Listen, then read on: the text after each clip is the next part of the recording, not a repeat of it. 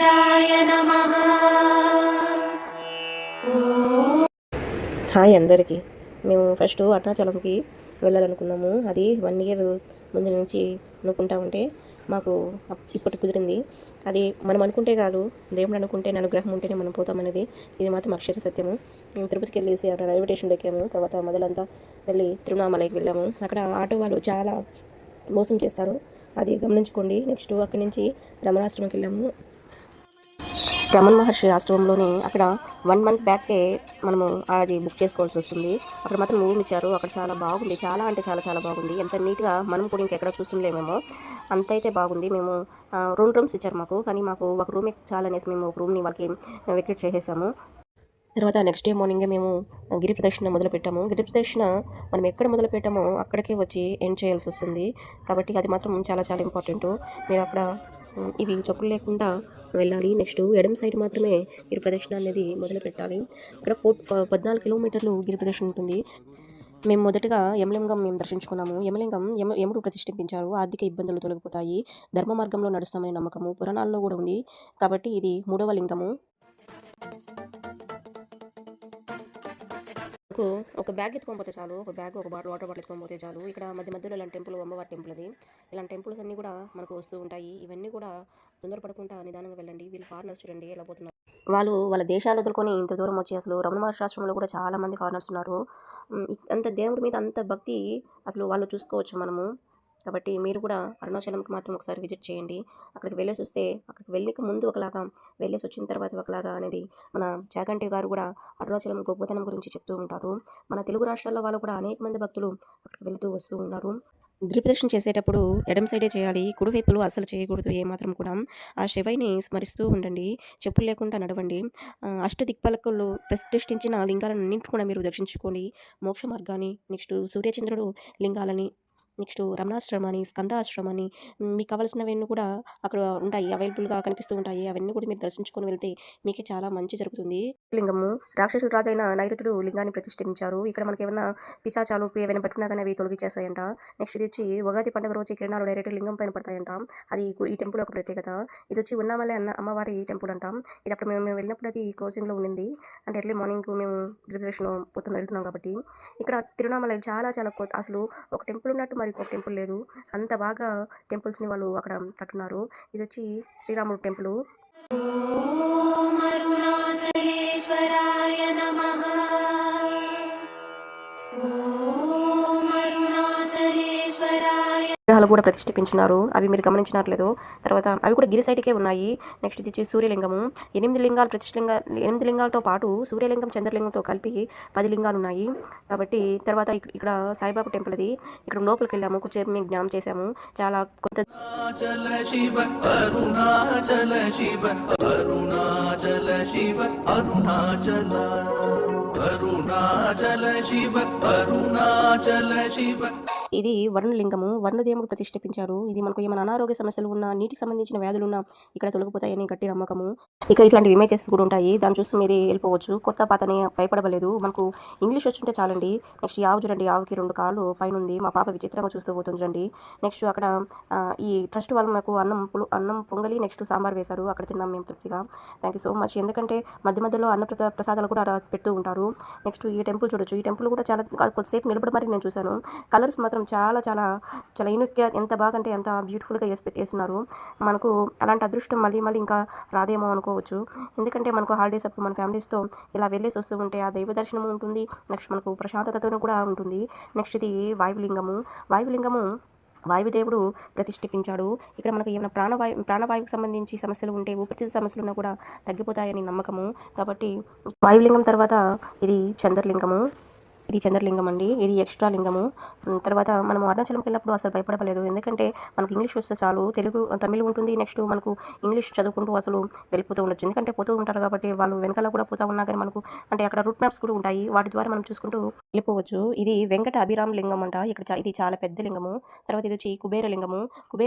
కుబేరుడు వచ్చారంట. ఇక్కడ భోగభాగ్యాలు, సంపద భోగభాగ్యాలు లభిస్తాయని నమ్మకము.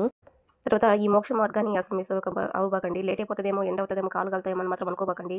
ఇక్కడ నిలిచి మాత్రము ఈ క్యూ లైన్‌లో ఉండి మాత్రము ఇది మోక్షం ద్వారాని వెళ్ళి మాత్రం వెళ్ళండి. ఎందుకంటే పూర్వజన్మ చేసిన పాపాలన్నీ కూడా తొలగిపోతాయి అనేది ఒక గట్టి నమ్మకం ఇది. ఇది మాత్రం అస్సలు మిస్ అవ్వకండి అరుణాచలంకి వెళ్ళిన తర్వాత. నమామి శంభుం పురుషం పురాణ నమామి సర్వత్యమపారభావం నమామి రుద్రం ప్రభుమక్షయం తం నమామి శర్వం శిరసా నమామి దేవం పరమవ్యం ఉమాపతి లోకగురుం నమామి నమామి దారిద్ర విదారణం. ఎన్నో ఆధ్యాత్మికత సమ్మేళన అరుణాచలగిరి. జీవితంలో ఒక్కసారికైనా ఇక్కడికి వెళ్ళి మోక్షాన్ని మీరు పొందండి. ఇక్కడ ఈ జన్మ సార్థకం చేసుకోండి అని ప్రతి ఒక్కరూ తపన పడుతూ ఉంటారు. కాబట్టి వెళ్ళండి. నెక్స్ట్ ఇక్కడ ఉన్న చూడండి, ఇక్కడ గిరిమాల మార్గం అని ఇట్లా బోర్డ్స్ ఉంటాయి. మీరు అసలు భయపడపర్లేదు. వెళ్తూ ఉంటే ఆ బోట్స్ ద్వారా కూడా వెళ్ళొచ్చు. నెక్స్ట్ ఇక్కడ వచ్చి మాకు టిఫిన్ పెట్టారు. టిఫిన్ అక్కడ అన్నదానం చేస్తూ ఉన్నారు. అక్కడ కూడా మేము వెళ్ళి పెట్టించుకొని అక్కడ తిన్నాము. ఎందుకంటే అక్కడ ఫస్ట్ పొంగల్ పెట్టే దగ్గర మా పిల్లలు తినలేదు, అందుకని మళ్ళీ ఇక్కడ పెట్టించినాము. ఇక్కడ ఫుడ్ మాత్రం చాలా చాలా బాగా పెట్టారు. థ్యాంక్ యూ సో మచ్ చెప్పొచ్చు. ఎందుకంటే తృప్తిగా మేము ఆ పూట ఆ టైం తిన్నాము కాబట్టి. నెక్స్ట్ వచ్చి ఇక్కడ వచ్చి ఇది వచ్చి ఈశాన్యలింగము. ఈశాన్యలింగం దగ్గర ఎప్పుడు దీపం వెలుగుతూనే ఉంటుందంట. దర్శించుకుంటూ ఉంటాము. తర్వాత మానసికంగా ఉన్న అలాంటి ఒత్తిళ్ళన్నీ కూడా పోతాయనే నమ్మకము. తర్వాత ఇక్కడి నుంచి అరుణజ్యోతి వెలిగించేటప్పుడు అరుణాచలంలో అంట అప్పుడు దర్శించుకునేటప్పుడు చాలామంది జనసమూహం అంతా వస్తూ ఉంటారంట. ఆడ ఒత్తిళ్ళు అంటే చాలా ఒత్తి నెయ్యి ఎత్తుకొని ఆ కొండ పైన వెళ్ళి జ్యోతిని వెలిగిస్తే అక్కడి నుంచి 14 కిలోమీటర్స్ దాకా ఆ వెలుతురు అనేది వస్తుందంట అనేది వేరే వాళ్ళ వీడియోస్ చూసి నేను కూడా చూశాను. నాకు దాని గురించి తెలియదు. ఇక్కడికి వెళ్ళిన తర్వాత మా అబ్బాయి పని అయిపోయింది. అక్కడికి వెళ్ళాక నేను రానమ్మా అనేసి తిరిగి చూస్తూ వెళ్తున్నాడు చూడండి. వాడు కాలు చాలా చాలా నొప్పేసినాయి అని కూడా చెప్తున్నాడు. నెక్స్ట్ వచ్చి ఇక్కడ చూడండి, లోపల కూడా చాలా చాలా టెంపుల్స్ మధ్యలో మొత్తం ఉన్నాయి. తర్వాత అక్కడి నుంచి 2 కిలోమీటర్స్ ఈశాన్యలింగం నుంచి 2 కిలోమీటర్స్ తర్వాత రాజగోపురం గారికి వచ్చాము. రాజగోపురం అక్కడ లోపలికి వెళ్ళాము. అక్కడికి వెళ్ళిన తర్వాత అక్కడి నుంచి మేము ఇంద్రలింగం కొంచెము, ఎందుకంటే మేము రమణ మహర్షి నుంచి స్టార్ట్ చేసాం కాబట్టి తిరిగి మళ్ళీ స్వామివారి కాడికి వెళ్దామని మేము గుడి లోపలికి వెళ్ళకుంటే మేము బయట వచ్చేసినాము. అక్కడ ఇంద్రలింగం కూడా లోపలికి ఉంటుంది. చాలా అంటే చాలా భలే ఉంటుంది అసలు ఇంద్రలింగం లోపల. తర్వాత వచ్చి అక్కడి నుంచి అగ్నిలింగం అనేది కుడి సైడ్ అనేది ఉంటుంది. మేము వెళ్ళేటప్పుడు అక్కడ రీమోడలింగ్ చేస్తున్నారు, అక్కడ పైన చేస్తున్నారు. అప్పుడు చాలామంది తెలియకుండా ఎడమ సైడ్గానే వెళ్ళిపోతూ ఉంటారు. కానీ అగ్నిలింగం వరకు కుడి సైడ్ ఉంటుంది. అగ్నిదేవుడు ప్రతిష్ఠించాడంట. అగ్నికి సంబంధించి వ్యాధులు ఏమైనా ఉన్నా కానీ అక్కడ తొలగిపోతాయని గట్టి నమ్మకం. అక్కడి నుంచి కొంచెం ముందుకు రాగానే ఇక్కడ అమ్మవారు టెంపుల్ ఉంది. ఇక్కడ నిమ్మకాయలు పక్కనే తీసుకొని కొంతమంది దిష్టికి తీసుకుంటూ ఉన్నారు.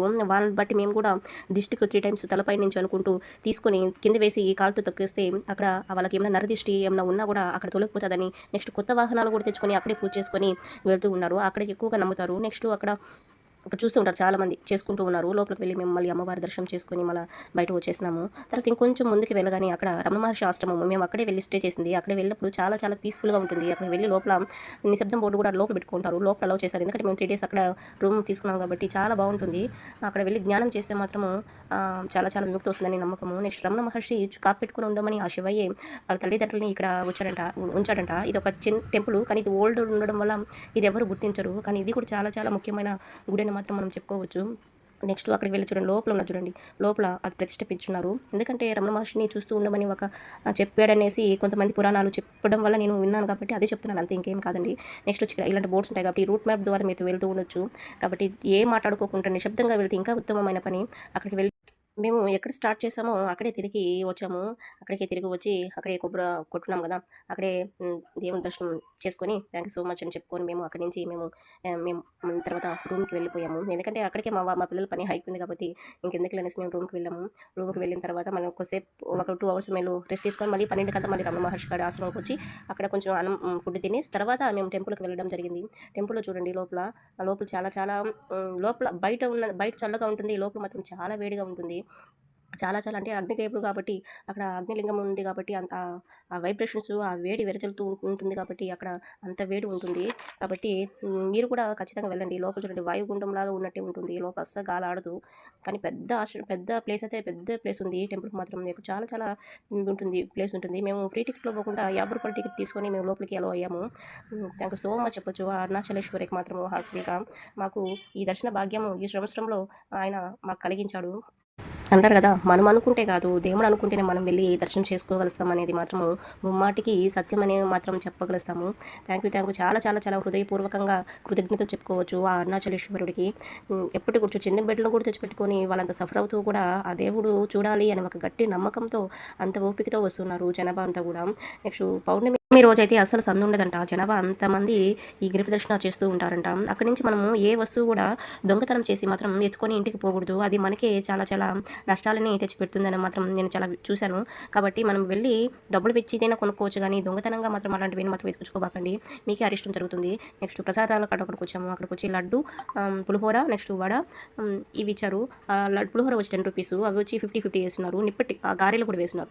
అది లోపల మాత్రం చాలా విశాలమైన ప్రాంతం ఉంది. చాలా పెద్ద గుడి కూడా అది. అంత బాగుంది. థ్యాంక్ యూ సో మచ్ చెప్పుకోవచ్చు. ఎందుకంటే ఎప్పటికీ కూడా నేను రుణపడి ఉంటాను. ఆ దైవచరణం అనేది మనకు కూడా రాసి పెట్టుంటేనే మనం కూడా ఎంత దూరం వెళ్ళి వచ్చామనేది మాత్రం